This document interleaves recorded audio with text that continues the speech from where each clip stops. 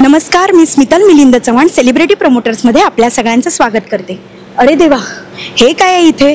तुम्हाला ही सगळी फॅक्टरी दिसते ना, अशी भव्य दिव्य. येस, ह्याच फॅक्टरीचं वैशिष्ट्य म्हणजे एक नवी कोरी मालिका सन मराठीवर सुरू होते, ती म्हणजे हुकमाची राणी. आणि त्याचे कलाकार आज आपल्यासोबत आहेत आणि त्या दोघांकडे बघून खूप छान वाटतंय. नवे कोरे चेहरे आपल्या समोर येणार आहेत. हाय, तुम्हाला कसं वाटतंय?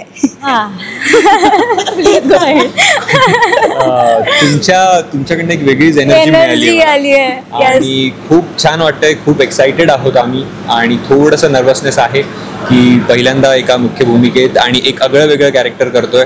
सो खूप एक्साइटेड आहोत. येस, नक्कीच. तू काय सांगशील? तू तर कसे एखाद्या सिरियलचा आपण एक कुठेतरी मुख्य भूमिका असतो, एक वेगळीच जबाबदारी असते आपल्यावर, तर त्यामुळे तुझ्याकडनं काहीतरी स्पेशल नक्कीच ऐकायला आवडेल आम्हाला.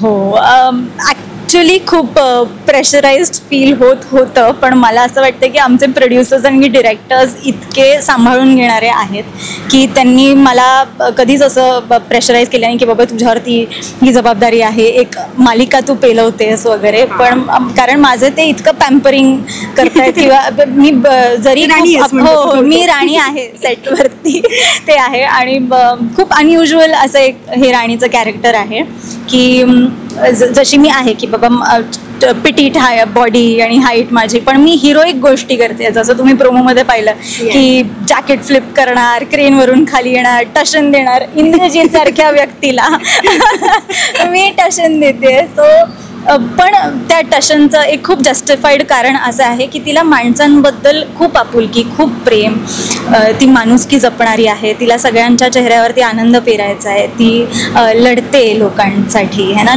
जस्टिस मिळवते. ती इकडे विमेन रेप्रेझेंट करते आहे. कारण फॅक्टरी सेटअपमध्ये बायकांचं रिप्रेझेंटेशनच खूप कमी आहे महाराष्ट्रात. मला स्टॅटिस्टिक्सनुसार मला असं वाटतं 9% रिप्रेझेंटेशन आहे. त्याच्यामध्ये हे एक असं पात्र आहे जी युनियन लीडरसुद्धा आहे.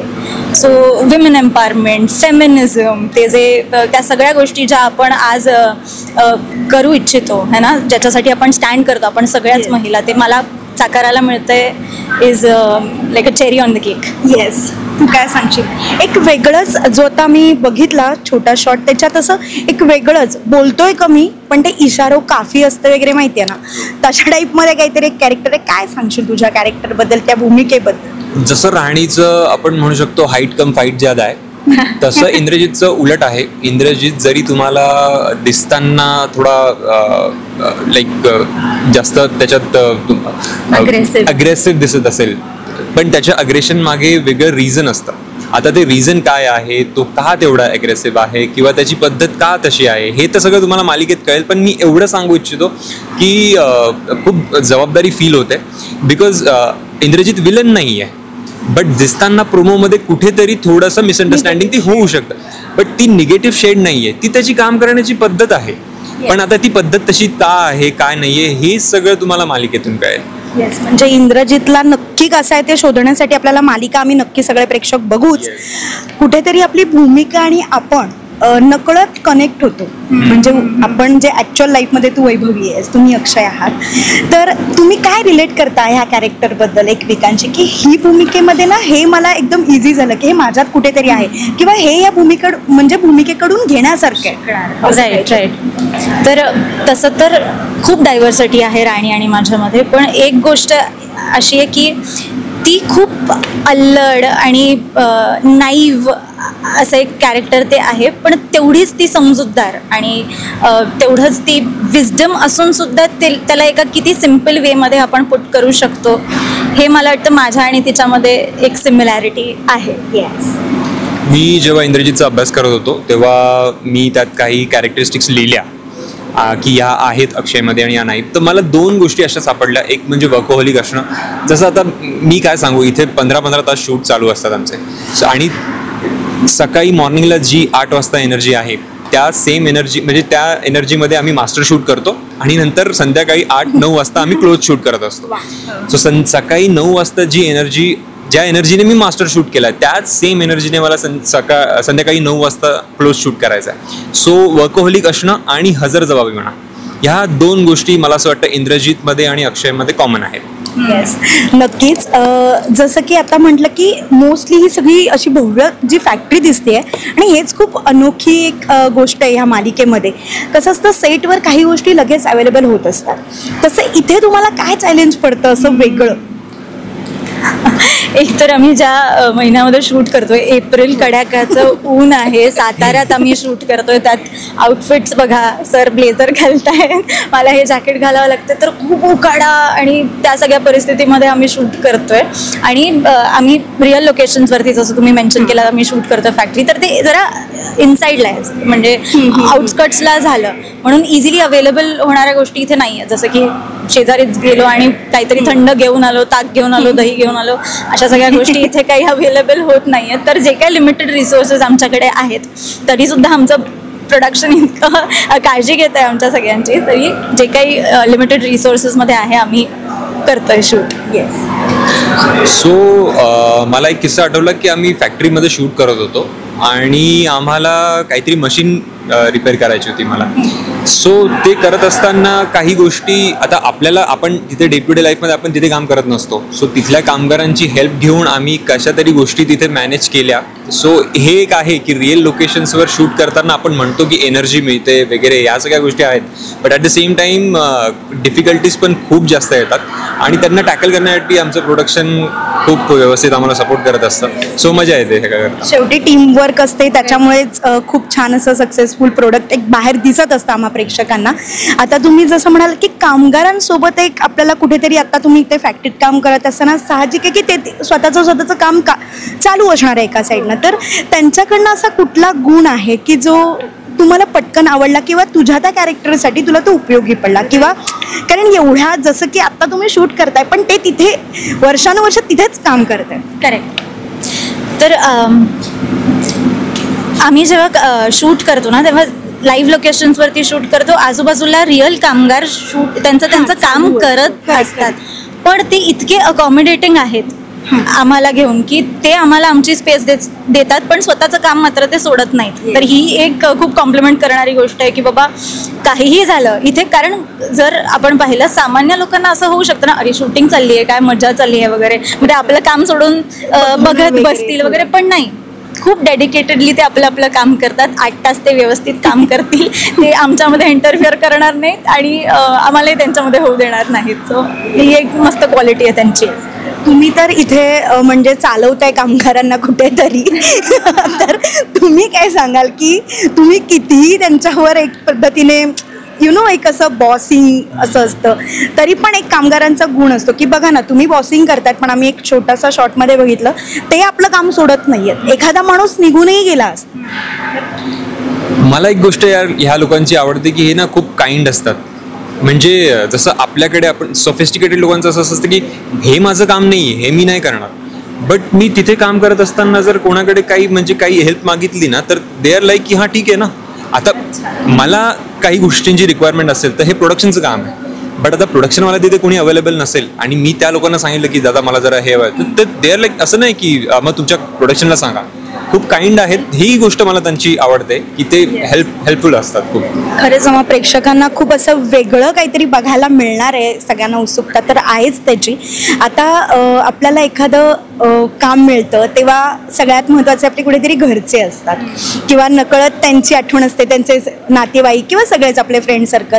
तर तुला अशी फर्स्ट जेव्हा कळलं की तू ही भूमिका करतेयस किंवा तुम्हाला कळलं भूमिका करताय, तर फर्स्ट रिॲक्शन जी आजही तुम्हाला आठवते, जी मग ती घरातल्या व्यक्तींची असेल, नातेवाईकांची असेल किंवा फ्रेंड्समधली असेल? तर मी जेव्हा प्रोमो आउट होणार होता, आपल्या सगळ्यांना माहिती होतं की 7 वाजता प्रोमो सनच्या पेजवरती किंवा टेलिकास्ट होणार आहे, असं 6:30लाच मला असं वाटतं माझ्या आईचा फोन आला होता, जेव्हा टेलिकास्ट झाला होता तो सनच्या चॅनलवरती प्रोमो. आणि माझी आई खूप एक्साइटमेंटनी, मी कधीच तिचा आवाज एवढा असा एक्साइटेड आणि एनर्जेटिक ऐकला नव्हता, तो त्या दिवशी होता. आणि मला असं तिच्या आवाजातूनच कळत होतं की बाबा हिला खूप आनंद झाला आहे, तिला असं भरून आला आहे, तिला काय कौतुक करू मी माझ्या लेकीचं, असं झालेलं होतं. ती म्हणजे अरे मी पाहिलं, काय शॉट होता, काय ते तू जॅकेट उडवलंयस आणि खूपच मजा आली आहेस, तू हिरोच आहेस, आणि खूप कौतुक झालं माझं त्या दिवशी. सो ते माझ्यासाठी एक स्पेशल मोमेंट होती. मला एक आठवतं की जेव्हा फर्स्ट प्रोमो आउट झाला तेव्हा माझ्या एका फ्रेंडने मला कॉल केला आणि 9 years अगो जेव्हा माझं ग्रॅज्युएशन झालं माझ्या वर्गात मी एकटा असा होतो जो एकांकिकांमध्ये नाटकांमध्ये स्टेजवर परफॉर्मन्स करणं वगैरे सगळं. आणि तो माझा एक जो बेस्ट फ्रेंड आहे त्याने मला त्या स्टेजवर परफॉर्म करताना पाहिलं आहे आणि कट्टू 10 वर्षांनंतर तो मला फोन करून त्यानंतर आमचं कधी जास्त म्हणजे एवढं बोलणं झालं नाही. कॉलेजमध्ये तो माझा बेस्ट फ्रेंड होता.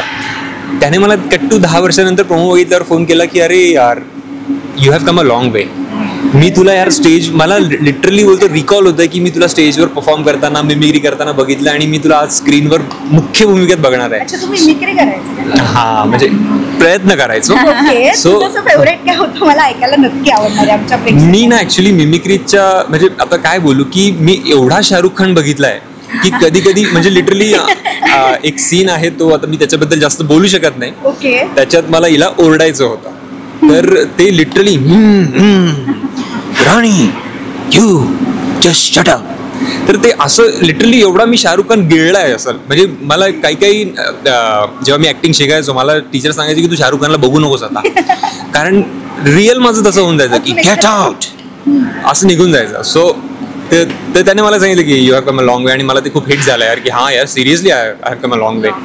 सो या अजून असं एखादा कुठला शाहरुख खानचा आजही पटकन एक्साइटमेंट मध्ये करूसा वाटतं आता या मोमेंट मध्ये मला हे पोस्टर वगैरे जेव्हा बघितलं मी इकडे आलो आतमध्ये आणि पोस्टर बघितलं इतनी शिद्दत से मैंने तुम्हें पाने की कोशिश की है कि हर जर्रे ने मुझे तुमसे मिलाने की साजिश की है.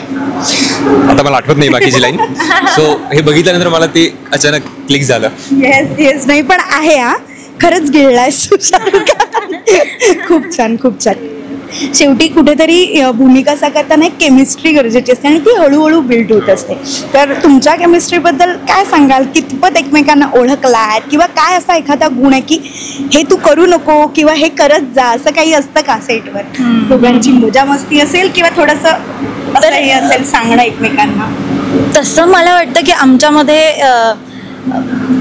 आमचं कॉन्व्हर्सेशन किंवा कम्युनिकेशन खूप चांगलं आहे. म्हणजे फार कमी बोलून सुद्धा आम्हाला वाटतं सीन पुरतं आम्हाला कळतं की एकमेकांना काय गिव्ह अँड टेक करायचं आहे.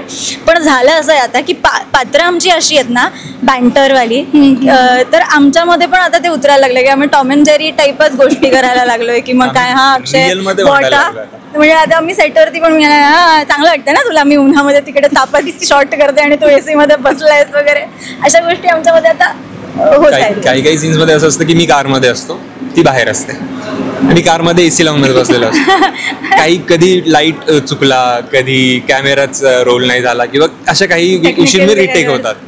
मग पटकन करणं मला एसी मध्ये बसून बसून कंटाळा आलाय आणि मी उन्हात तापते तिकडे टाइम झाले म्हणजे 4 शेड तर गेलेच येतात. तू माझ्यासारखी वन टेक आर्टिस्ट नाहीयेस का? कर ना पटकन. सो ह्या सगळ्या गोष्टी आता येस हे बॉन्डिंग आम्हाला अजून बघायला नक्की आपणार आहे आमच्या प्रेक्षकांना. तुम्हाला खूप साऱ्या शुभेच्छा. जाता जाता आपल्या प्रेक्षकांना तुम्ही काय सांगून जाल?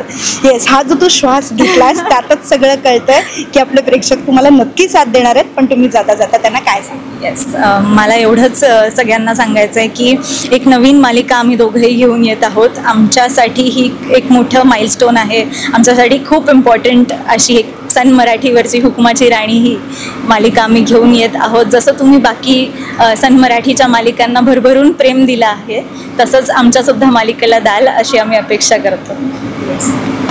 सेम यार मी पण हेच म्हणेन की आम्ही खूप जास्त मेहनत करतोय खूपच जास्त आणि आमची पूर्ण टीम आम्ही दोघं नाही आमची पूर्ण टीम खूप जास्त मेहनत करते आणि या मेहनतीला तुमच्या प्रेमाची आणि सपोर्टची खूप जास्त गरज आहे.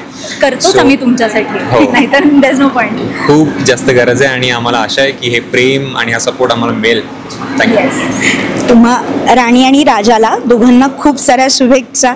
खूप खूप शुभेच्छा. Thank you so much. Thank you yes thank you.